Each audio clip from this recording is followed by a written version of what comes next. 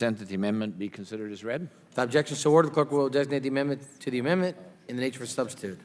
I would like to. Gentlemen, suspend. Amendment number 110 offered by Mr. Nolan. Mr. Nolan is recognized to speak on his amendment to the ANS.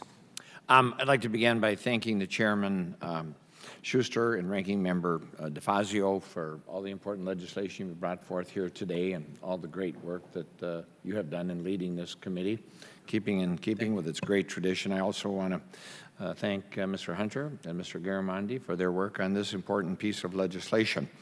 My amendment is merely a sense of the Congress supporting a critical program administered by the National Oceanic Atmospheric Administration in the Great Lakes.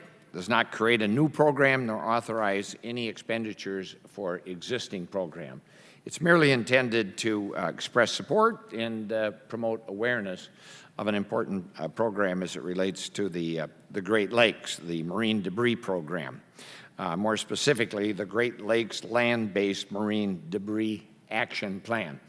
And in that regard, I'd like to associate myself with the remarks of Chairman Hunter, as well as Mr. Young earlier in the meeting about the great concern that is out there, and rightfully so, with regard to debris pollution of our oceans as well as of our Great Lakes.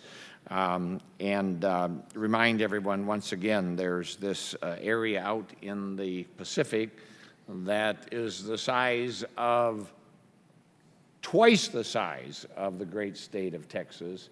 And that's the visible debris. That's not the microplastics that even have people throughout the Great Lakes region deeply concerned because it's polluting our Great Lakes beer. God forbid something like that should have to happen. The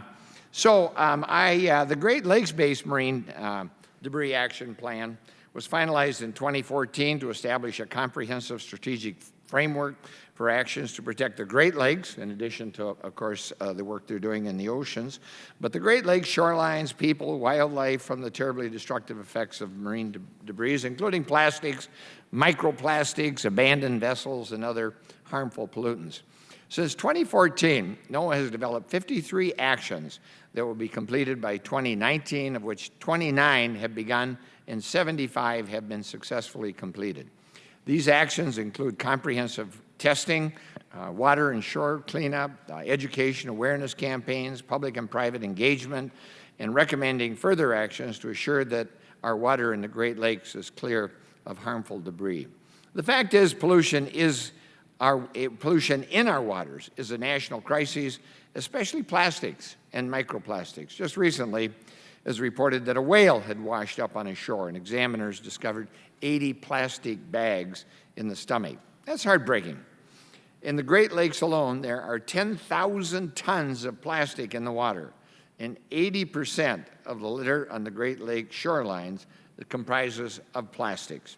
The fact is, plastic pollution enters through the food chain, threatens the survival of our marine and plant lives, and is also harmful to human health. Additionally, plastics cause harm to boating, fishing, other recreational tourism activities, damaging our shipping and navigation economy. Ultimately, the Great Lakes Land-Based Marine Debris Action Plan does not get enough public support and attention for its incredibly good work that it is doing. And that is why I'm offering this amendment today. I'm committed to and look forward to working with my colleagues to ensure that Congress further protects our lakes, our waters, our oceans, our Great Lakes from harmful pollutants like plastics from getting into our precious waters. I urge my colleagues to support this amendment.